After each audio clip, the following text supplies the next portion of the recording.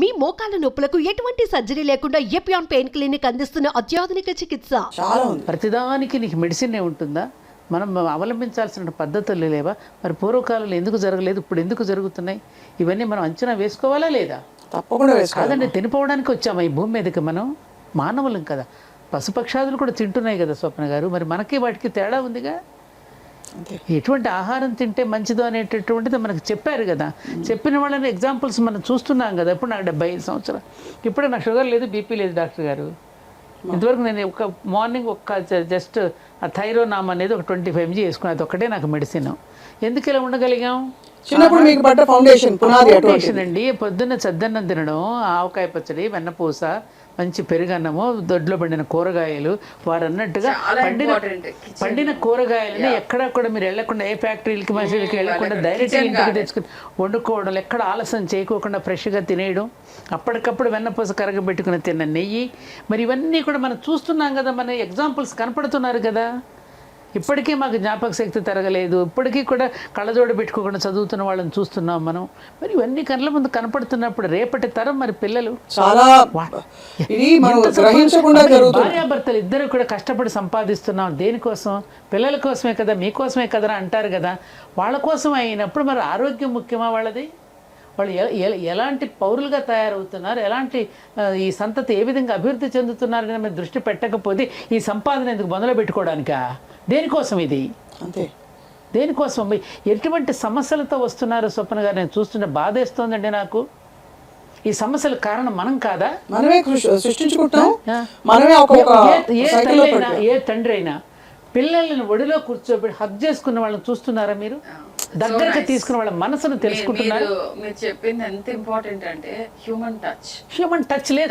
Doctor గారు ఒక విషయం చెప్తున్నా నేను. మాకు అప్పుడు పిల్లలు పుట్టినప్పుడు బిడ్డ పుట్టగానే తెచ్చి మా పొట్ట మీద పడేసేవారు.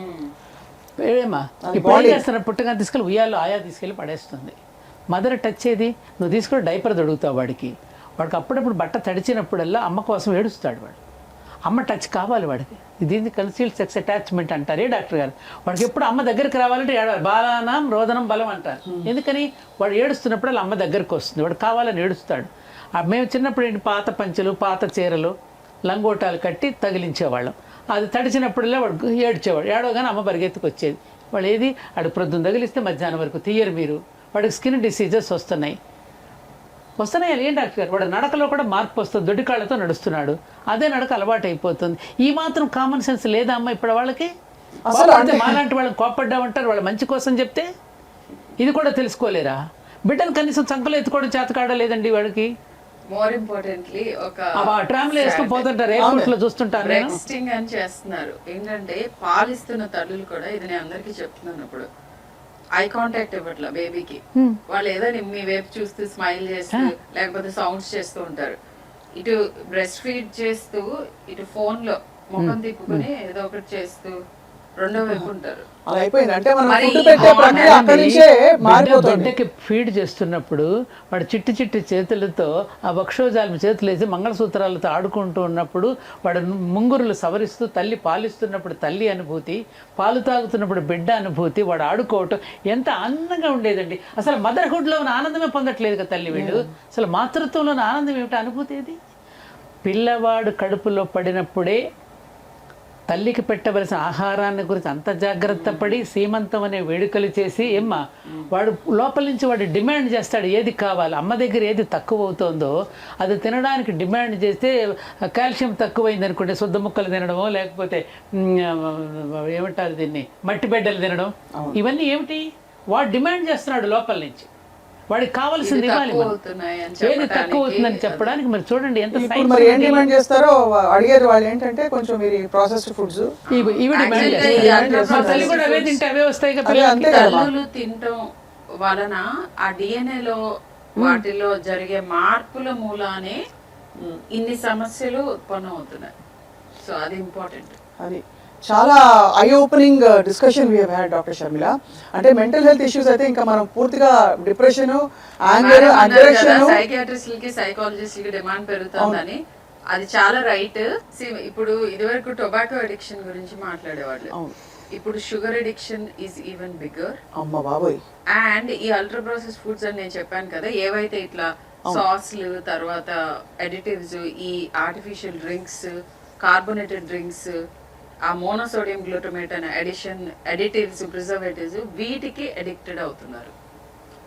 అండ్ దీన్ని మెయింటైన్ చేయటం మూలాన విపరీతమైన ఇన్కమ్ వస్తుంది. మన హౌస్ హోల్డ్, మన ఇంట్లో ఇన్వేజన్ జరుగుతుంది. ఇప్పుడు ఒకవేళ ఇంట్లో కుక్ చేసిన ఫుడ్ టేబుల్ మీద పెట్టి చుట్టూ కూర్చొని తినటంలో వచ్చే ఆ బాండింగ్, రిలేషన్షిప్ మెయింటైన్ చేసుకోవటం, అసలు అప్పుడు మాట్లాడే విషయాలు ఒక 10 minutes మాట్లాడినా కానీ మీ పిల్లల లైఫ్లో ఏం జరుగుతుంది, మీ లైఫ్లో మీరు తెలుసుకున్న కొత్త విషయం వాళ్ళతో పంచుకోవటం, ఇది ఆల్మోస్ట్ జీరో అయిపోయింది. ఉన్నా కూడా నలుగురు 4 రూమ్స్లో కూర్చుని ఏదో ఒక ఇది స్క్రీన్ పట్టుకుని తింటూ ఉంటారు. మంచం మీద కూర్చొని తింటారండి ఇప్పుడు మంచం భోజనాలు మీద, అన్నాలని. మంచాల మీద. ఇదివరకు అంటే మా అమ్మ అయితే అసలు మాట్లాడుకోవటం అనేది ఉండదు. కంచం ప్లేట్ లో పెట్టుకుని కూడా రూమ్ లోకి వెళ్ళే కూర్చొని తింటారు. సో నలుగురు 4 చోట్ల కూర్చొని తింటారు. కంచం ఒళ్ళో పెట్టుకుంటే కూడా కొట్టేవాళ్ళండి చిన్నప్పుడు. అయ్యో, పాసి పెట్టేసుకోకుండా నమస్కారం చేసుకుండా ఫుడ్ ఇప్పుడు ఏంటి, మంచం మీద పెట్టేసుకుని అక్కడే తిని అవన్నీ పడిపోతే ఇలా ఇలా దులిపేసి అది డిన్నర్ అయిపోయింది, నాకు ఆకలి లేదు, 8 గంటలకు తెప్పించేసుకుంటారు, 7 గంటలకు తెప్పించుకుంటారు. ఇక అన్నాలు ఏం తింటారు? సో దీనికి చైల్డ్హుడ్ ఒబేసిటీ ఒక పెద్ద ఒక అవుట్కమ్ ఆఫ్ దిస్. అది ఆటిజం మీరు చెప్పారు doctor Sharmila. Developmental issues, Brain fog diabetes in పిల్లలు. చిల్డ్రన్, అండ్ అదేంటంటే మానసిక రుగ్మతల గురించి అడిగారు, డిప్రెషన్, వాటన్నిటిలో కూడా లింక్ ఉంది. లింక్ ఉంది. ఇది చాలా ప్రమాదకరంగా జరుగుతుంది. అల్ట్రా ప్రాసెస్డ్ ఫుడ్స్ ఒక కంట్రీ కన్సంప్షన్ ఏంటి అనే దాన్ని బట్టి ఆ కంట్రీ హెల్త్ ఎంత, అండ్ ఇది directly related to obesity. Studies జరిగినాయి, నా అభిప్రాయాలు చెప్పండి, ఇవన్నీ they are backed by studies. So కాదండి, ఇంకొక ప్రమాదకరం ఏమిటంటే మనం ఇందాక మనం అనుకున్నప్పుడు ఎక్కువగా చిన్న పిల్లలకు కూడా అత్యాచారాలకి పాల్పడుతున్నారు. మీరు పెరిగిపోతున్నారు. దానికి కారణం ఏమిటి?